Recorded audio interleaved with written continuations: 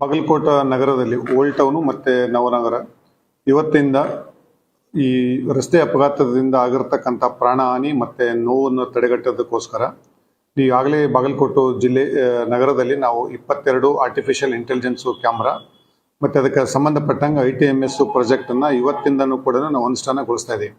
ಕಳೆದ ಒಂದು ವಾರದಿಂದ ಕೂಡ ನಾವು ನಾಗರಿಕರಿಗೆ ಇರತಕ್ಕಂಥ ಎಲ್ಲರಿಗೂ ಕೂಡ ಜಾಗೃತಿಯನ್ನು ಮೂಡಿಸಿದ್ವಿ. ಇವತ್ತಿಂದ ಫೈನ್ ಹಾಕೋದಕ್ಕೆ ಸ್ಟಾರ್ಟ್ ಮಾಡ್ತೀವಿ. ಇದು ಫೈನ್ ಹಾಕೋದು ಉದ್ದೇಶ ಜನರಿಗೆ ತೊಂದರೆ ಕೊಡ್ತಕ್ಕಂಥದ್ದಲ್ಲ, ಬಟ್ ನಿಮ್ಮಲ್ಲಿ ಸುರಕ್ಷತೆಗಾಗಿ ನಾವು ಮಾಡ್ತಾ ಇದ್ದೀವಿ. ಹೆಲ್ಮೆಟ್ ಹಾಕೋದ್ರಿಂದ ಆಕ್ಸಿಡೆಂಟ್ ಆದರೂ ಕೂಡ ಪ್ರಾಣ ಹೋಗೋದು ತಪ್ಪುತ್ತೆ. ಸೀಟ್ ಬೆಲ್ಟ್ ಹಾಕೋದಕ್ಕೋಸ್ಕರ ಟ್ರಿಪಲ್ ರೈಡಿಂಗು ಮತ್ತು ಮೊಬೈಲ್ ಉಪಯೋಗ ಮಾಡಿದ್ರ ಮೇಲೆ ತಾವು ಕೂಡ ನೋವನ್ನು ಅನುಭವಿಸ್ತೀರಿ, ಮತ್ತು ಇನ್ನೋಸೆಂಟ್ ಯಾರು ದಾರಿ ಹೋಗರು ಇರ್ತಾರೆ ಅವ್ರಿಗೂ ಆಕ್ಸಿಡೆಂಟ್ ಮಾಡಿ ತೊಂದರೆ ಕೊಡ್ತಕ್ಕಂಥದ್ದಾಗುತ್ತೆ. ಇದೆಲ್ಲನೂ ತಪ್ಪಿಸ್ಬೇಕಂತ ಹೇಳ್ಬಿಟ್ಟು ಇವತ್ತಿಂದ ನಾವು ITMS ಸಾಫ್ಟ್ವೇರ್ ಜಾರಿ ಮಾಡ್ತಾ ಇದ್ವಿ ಬಾಗಲಕೋಟೆ ನಗರದಲ್ಲಿ. ಸೊ ನಿಮ್ಮ ಮನೆಗೆ ನೇರವಾಗಿ ಅದು ಏನು ತಾವು ವೈಲೇಷನ್ಸ್ ಮಾಡಿರ್ತೀರಿ ವಿತ್ ಫೋಟೋ ತಮಗೆ ರಿಸಿಪ್ಟು ಬರುತ್ತೆ. ಮತ್ತು ಆ ರಿಸಿಪ್ಟ್ ಬಂದಂಥದ್ರಲ್ಲಿ ನಾವು 10 ಕಡೆ ಬಾಗಲಕೋಟೆ ಒಂದಲ್ಲಿ ತಮ್ಮದು ದಂಡನ ಪಾವತಿ ಮಾಡೋದಕ್ಕೆ ಕೂಡ ಸೂಚನೆಯೂ ಇರುತ್ತೆ. ದಯವಿಟ್ಟಾಗಿ ಪೊಲೀಸು ಜೊತೆ ಸಹಕರಿಸಿ ಜನರಿಗೆ ಆಗ್ತಕ್ಕಂಥದ್ದು ಏನು ಪ್ರಾಣಹಾನಿ ಮತ್ತು ನೋವು ಇರುತ್ತೋ ಅದನ್ನು ಕೈ ತಡೆಗಟ್ಟೋದ್ರಲ್ಲಿ ತಾವು ಕೂಡ ಕೈ ಜೋಡಿಸ್ಬೇಕಂತ ಬಾಗಲಕೋಟೆ ನಗರದಲ್ಲಿ ಇರ್ತಕ್ಕಂಥ ಎಲ್ರಿಗೂ ನಾನು ಮನವಿ ಮಾಡ್ತೀವಿ. ಮುಂದಿನ ದಿನದಲ್ಲಿ ಇದನ್ನೆಲ್ಲ ಜಿಲ್ಲೆಯಾದ್ಯಂತ ನೆಕ್ಸ್ಟ್ 1 ಮಂತಲ್ಲಿ ಜಿಲ್ಲೆಯಾದ್ಯಂತ ಇದನ್ನೆಲ್ಲದನ್ನು ಕೂಡ ಜಾರಿ ಮಾಡೋದಕ್ಕೆ ನಾವು ಸಿದ್ಧತೆಯನ್ನು ಮಾಡ್ಕೊಳ್ತೇವೆ.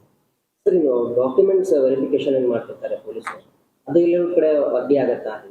ಈಗ ಹೆಲ್ಮೆಟ್ ಇರೋದ್ರಿಂದ ಎಲ್ಲ ಪಾಸ್ ಆಗುತ್ತೆ. ಈಗ ನಾವು ಅದನ್ನ ಕಡಿಮೆ ಮಾಡ್ತಕ್ಕಂಥದ್ದು ಇದೆ ನಮ್ದು ಉದ್ದೇಶ. ನಾವು ಆರ್ಟಿಫಿಷಿಯಲ್ ಇಂಟೆಲಿಜೆನ್ಸ್ ಕ್ಯಾಮ್ರಾ ಮೂಲಕ ಮಾಡ್ತಾ ಇರೋದ್ರಿಂದ ಸೊ ಡಾಕ್ಯುಮೆಂಟ್ ವೆರಿಫಿಕೇಶನ್ ಅನ್ನ ಓನ್ಲಿ ಸಸ್ಪೆಕ್ಟ್ ಬಂದ್ರೆ ಮಾತ್ರ ಚೆಕ್ ಮಾಡ್ತಕ್ಕಂಥದ್ದು ಮಾಡ್ತೀವಿ.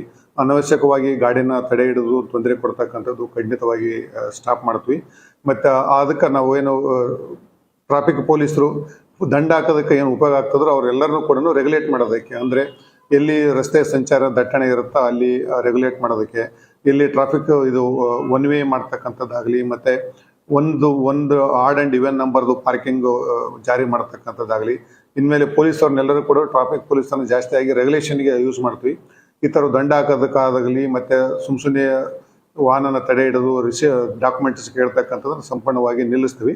ಎಲ್ಲಿ ನಮಗೆ ಅನುಮಾನ ಬರ್ತಾ ಸಸ್ಪೆಕ್ಟ್ ಬರ್ತಾ ಅಂಥ ವಾಹನಗಳನ್ನು ಮಾತ್ರ ಹಿಡಿದು ಚೆಕ್ ಮಾಡ್ತಕ್ಕಂಥದ್ದು ಮಾಡುತ್ತೆ. ಭಾಳ ರೇರ್ ಆಗಿ ಅದನ್ನು ಕೂಡ ಈಗ ನಾವೇ ಗಾಡಿ ಹಿಡಿದು ಚಾವಿ ಕಿತ್ಕೊಳೋದಾಗಲಿ ಮಾಡತಕ್ಕಂಥದ್ದನ್ನು ಖಂಡಿತವಾಗಿ ಮುಂದೆ ಬರುವುದಂತಕ್ಕಂಥದ್ದಲ್ಲಿ ಒಂದು ವಾರದಲ್ಲಿ ಕಡಿಮೆ ಮಾಡ್ತೀವಿ. ಸರ್, ಈಗ ಬೇರೆ ಬೇರೆ ಜಿಲ್ಲೆಯಿಂದ ಬೇರೆ ರಾಜ್ಯಗಳಿಂದ ಒಂದು ವೆಹಿಕಲ್ಗಳಲ್ಲಿ ಓಡಾಡ್ತಿರ್ಬೋದು, ನಂಬರ್ ಪ್ಲೇಟ್ ಇಲ್ಲದೆ ಇರುವಂತಹ ವಾಹನಗಳಿದೆ. ಈಗ ಹೆಲ್ಮೆಟ್ ಹಾಕ್ಕೊಂಡು ಹಾಗೆ ಪಾಸ್ ಆಗಿ ಹೋಗ್ಬಿಡ್ತಾರೆ ಸರ್. ನೀವು ಹೇಳಿದಂಗೆ ನಾವು ಡಾಕ್ಯುಮೆಂಟ್ಸ್ ಚೆಕ್ ಮಾಡೋದನ್ನ ಕಡಿಮೆ ಮಾಡ್ತೀವಿ ಅಂತ ಹೇಳಿ ಅಂಥವುಗಳಿಗೆ ಕಡಿವಾಣ ಆಗೋದಿಲ್ಲ ಅನ್ನೋದು ಇಷ್ಟು ಮಾತು. ಈಗ ನಾವು ನೋಡಿದಂಗೆ ವಾಹನಕ್ಕೆ ನಂಬರ್ ಪ್ಲೇಟ್ ಇರದೇ ಇರತಕ್ಕಂಥದ್ದು ಕಡಿಮೆ ಸಂಖ್ಯೆಯಲ್ಲಿದೆ. ತಾವು ಆ ಥರ ಹೇಳಿದ್ರು ಯಾವುದಾದ್ರೂ ವಾಹನ ಸಂಖ್ಯೆ ಇಲ್ಲ ಅಂತಂದ್ರೆ ಇಮಿಡಿಯೇಟ್ಲಿ ಆಗಿ ನಮ್ಮದು ಪೊಲೀಸ್ ಇರ್ತಾರೆ ವೈರ್ಲೆಸ್ ಮೂಲಕ ತಡೆ ಹಿಡಿಯೋದಕ್ಕೆ ಅವತ್ತೇ ತಡೆ ಹಿಡತಕ್ಕಂತ ಹೇಳ್ತೀವಿ. ಅವರಿಗೆ ಒಂದು ನಮ್ಮೂರ ಬಾಗಲಕೋಟವ್ರು ಇದ್ರು ಅಂತಂದ್ರೆ ಅವರಿಗೆ ಡಾಕ್ಯುಮೆಂಟ್ ನೋಡಿಬಿಟ್ಟು ಬೇಗ ಬರ್ಸೋದಕ್ಕೆ ಒಂದ್ಸಲ ಸೂಚನೆ ಕೊಡ್ತೀವಿ.